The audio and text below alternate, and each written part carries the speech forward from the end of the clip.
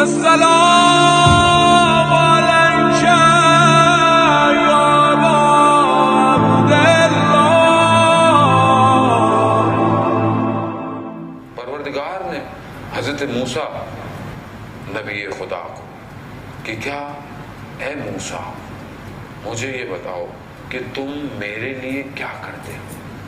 اب حضرت موسیٰ کلیم اللہ، اللہ کا نبی، کہ قرآن میں میکسیمم حصہ حضرت موسیٰ کے لیے ہے، حضرت موسیٰ کا تذکرہ ہے، واقعات ہیں سارے، آپ متوجہ ہیں، قرآن کی تلاوت بھی کر رہے ہیں ماشاءاللہ۔ حضرت موسیٰ جو سب کچھ پروردگار کے لیے، حضرت موسیٰ نے کہا کہ پروردگار میں تیرے لیے نماز پڑھتا ہوں۔ ابھی پھر میں نے ایک جگہ پڑھا تو بہت صاحب آ گئے، حضرت موسیٰ نماز کیسے پڑھتے تھے؟ بھائی حضرت موسیٰ سے جا کے پوچھ لیجئے، اب میں تو حضرت موسیٰ کے دور میں نہیں تھا، حضرت موسیٰ کیسے نماز پڑھتے تھے؟ ہر نبی اپنی نماز عبادت کرتا تھا۔ نماز صلاۃ کے معنوں میں، دعا کے معنوں میں، عبادت کے معنوں میں ہے۔ ہم بھی وہ سوال کرتے ہیں جو پتہ نہیں کہاں سے آ رہا ہوتا ہے مائنڈ میں ہمارے بھی۔ حضرت موسیٰ نے کہا کہ پروردگار میں تیری خاطر نماز پڑھتا ہوں۔ تو پروردگار نے کہا موسیٰ نماز تو تمہارے اپنے لیے ہے، نماز تو دین کا راستہ ہے، یہ راستہ ہے، یہ شریعت ہے، یہ تم اپنے لیے پڑھ رہے ہو، میرے لیے نہیں ہے۔ اور نماز عزیزان محترم، میں 5 وقت کی نماز میں، اللہ پہ کوئی احسان نہیں ہے۔ آپ کو مزے کی بات پتہ ہے کہ نماز پڑھنے کا ثواب نہیں ہے۔ ابھی آپ بولیں گے لو ٹینشن شروع ہو گئی، مولوی اچھی خاصی ایک ہی تو نیک کام کرتے ہیں بولتے اس کا۔ نماز واجب ہے، واجب چیز تو ادا کرنی ہی کرنی ہے آپ نے۔ اگر واجب آپ نے ادا نہیں کیا تو اس کے ترک پہ عذاب ہے، ثواب نہیں ہے، کیونکہ واجب ہے، کرنا ہی کرنا ہے۔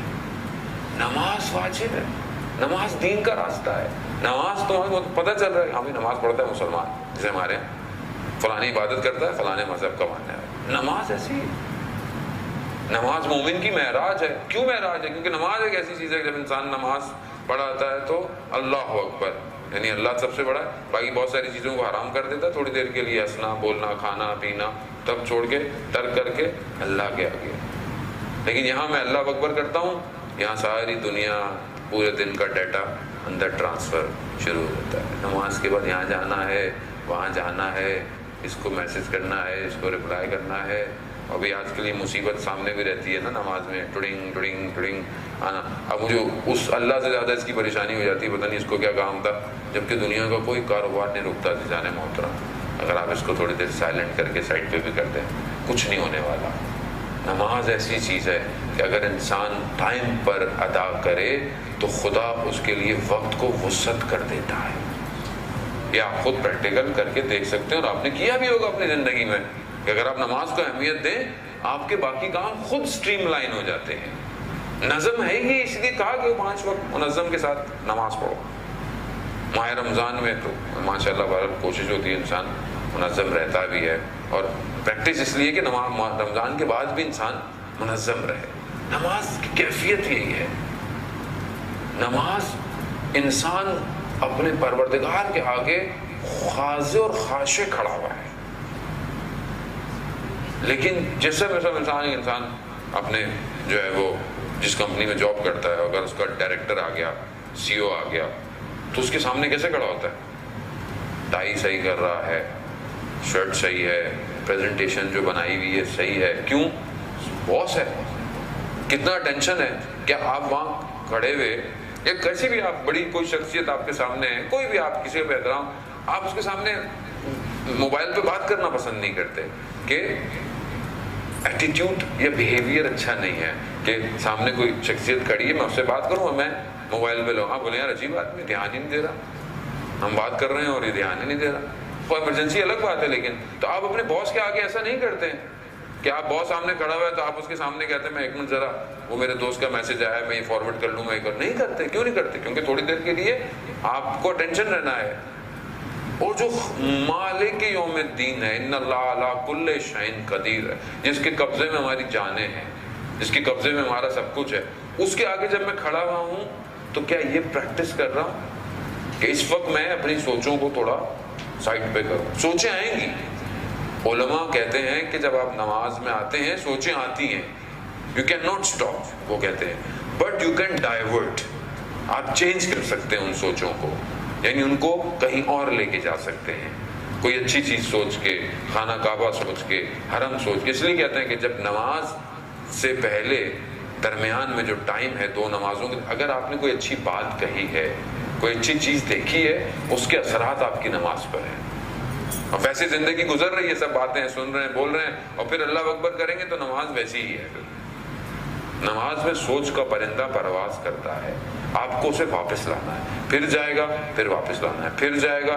اس لیے کہتے ہیں کہ جو نماز میں ہم تلاوت کرتے ہیں اس کے مفہوم ہمیں پتہ ہونے چاہیے، اس کا ترجمہ ہمیں آنا چاہیے، تاکہ ہم پتہ ہو کہ میں بول کیا رہا ہوں. اور عشق اور محبت کے ساتھ آیت اللہ عظمہ بہجت رضوان اللہ تعالیٰ علیہ کہ آپ کی صلوات ان کے درجات میں اضافہ فرمائے. اللہم صلی علی محمد. ابھی بہت سارے ہمارے دوست کہتے ہیں آپ اتنے بڑے بڑے علماء کی باتیں کرتے ہیں، بھائی ہم کہاں جائیں. تو میں علماء کی بجائے میں سپر مین کی باتیں کروں یا بین 10 کی باتیں کروں، یا مطلب میں کس کی نیوٹن کا فلسفہ سناؤں؟ بھائی علماء کی بات کروں گا. اور ایسے علماء کی بات بھی نہیں کر رہا جو آپ بولیں 500 سال پہلے تھے، 100 سال پہلے، کہ کم از کم ہم ان جیسے ہو سکتے ہیں. ہمارے خود استاد آغا تحریری حفظ اللہ نے فرمایا، آیت اللہ بہجت جب کا انتقال ہوا آج تقریباً 8-9 سال پہلے، تو کہنے لگی دروازہ بند نہیں ہوا ہے اس مقام پہ پہنچنے کا، دروازہ کھلا ہوا ہے، تم محنت کرو. وہ کہتے ہیں تو ہم محنت کریں زیادہ. آیت اللہ عظمہ بہجت فرماتے تھے کہ جس شخص سے گناہ نہیں چھٹتا وہ میرے پیچھے آ کے نماز پڑھے. بہت بڑی بات ہے، یعنی آدمی سے گناہ ترک نہیں ہو رہا، وہ کہہ رہے میرے پیچھے آ کے جماعت پڑھا کرو. کیوں؟ کیونکہ خود آیت اللہ بہجت کی نماز اس پرواز پر تھی کہ اگر آپ یوٹیوب پہ سرچ کریں تو آپ کو ان کی نماز کے کلپ مل جائیں گے. دعائے قنوت کے اندر سجدوں میں ان کا گریہ ہے. خود میں نے ان کے پیچھے جتنی توفیق ہو سکی، کہ بہت تو نہیں ہو سکی مگر جتنی توفیق ہو سکتی تھی، آپ یقین کریں جب وہ سجدے میں چیخ کر جو ذکر کہتے تھے دل کھنچ جاتا تھا کہ میری نماز کہاں اور یہ نماز ہے کہاں. اب جب بالکل بھی اب انسان بولے کہ یہ نہیں دیکھنا نہیں کرنا تو پھر تو بہت ریلیکس ہوں. میں 100 دیکھوں گا تو 10-20 پہ جاؤں گا نا. کہ ہماری تو رفتاریں یہی ہیں کہ 100 سناؤ تو یہ 10 پہ ہلے گی قوم، لیکن اگر 10 سناؤ تو پھر تو مائنس پہ ویسی جا رہی. تو ہم کم از کم ان کو اپنے لیے رول ماڈل بنائیں، ان شخصیتوں کو. ایک شخص یونیورسٹی میں پڑھتا تھا، جوان تھا، غلط کاموں میں انوالو تھا، نشے کرتا تھا، لیکن بس یونیورسٹی کی جمگران مسجد جا رہی تھی جو امام زمانہ کے نام سے مشہور ہے. اچھا وہ بڑے مسکانسیپٹ جو ہیں نا، بہت سارے لوگ زیارت پہ آتے ہیں کہتے ہیں یہاں امام زمانہ نماز پڑھاتے ہیں کیا؟ نہیں بھائی، امام زمانہ کہاں نماز پڑھاتے ہیں، مسجد امام کے نام سے مشہور ہے.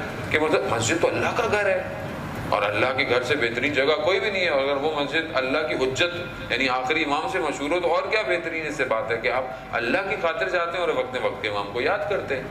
تو وہ یونیورسٹی میں اپنی بس میں بیٹھ کے آ گیا، تو وہاں سے پورا یونیورسٹی کا گروہ اٹھ کے آغا بہجت کی خدمت میں گیا. اب یہ سر جھکائے، اب یہ دیکھ رہا ہے کہ آغا بہجت اس کی طرف دیکھ ہی نہیں رہے. آپ کسی بڑی شخصیت کے پاس جائیں اور آپ کی طرف توجہ نہ کرے تو آپ بولیں گے بھائی کیا وجہ ہے. تو اس کے اپنے اندر ضمیر نے کہا کہ تمہاری طرف دیکھیں بھی کیوں، تمہارے اپنے اعمال کون سے اچھے ہیں. یہ خیال آنا تھا، یہ اندر سے ٹوٹ گیا. اس نے واپس جا کر اپنے سارے غلط کام چھوڑ دیے، سب برے کام چھوڑ دیے. اگلے ہفتے پھر یہ اپنی یونیورسٹی کے ساتھ تیار ہو گیا، پھر گیا، پھر آغا بہجت کی خدمت میں پہنچا. ابھی سر جھکائے پشیمان کھڑا ہوا ہے تو برابر والے نے اشارہ کیا کہ آغا تم سے کچھ کہہ رہے ہیں. تو اس نے جب سنا تو آغا کہنے لگے کہ تم نے پورے ہفتے وقت کے امام کے دل کو خوش کیا. ایک جوان جب گناہ کو ترک کرتے وقت کا امام خوش ہوتا ہے. بس جانے دو. تو حضرت موسیٰ نے کہا پروردگار میں تیری خاطر نماز پڑھتا ہوں. اور اللہ نے کہا نماز تو موسیٰ تمہاری اپنے لیے ہے. کہا پروردگار میں آپ کی خاطر روزے رکھتا ہوں. کہا موسیٰ روزے تو جہنم کی آتش کا سپیر ہے، شیلڈ ہے، ذرہ ہے، یعنی ڈیفینڈ کرنے والی چیز ہے. روزہ جو ہم رکھ رہے ہیں یہ جہنم میں آتش سے نجات دیتا ہے جہنم. ابھی یہاں ہمیں سمجھ میں نہیں آتی ساری باتیں کہ ہم نے جہنم کی آگ دیکھی نہیں کبھی, اللہ نہ کرے دیکھیں کبھی, روزہ رکھ لیں سے بہتر ہے دیکھنے کا موقع ہی نہ ملے. تو کیوں؟ کیونکہ جو روزہ رکھ رہے ہیں وہ جہنم کی آتش کو روک رہا ہے ہمارے اوپر. ایک روزہ اتنا پاورفل ہے کہ اس عالم کے اندر اس آتش کو روک دے.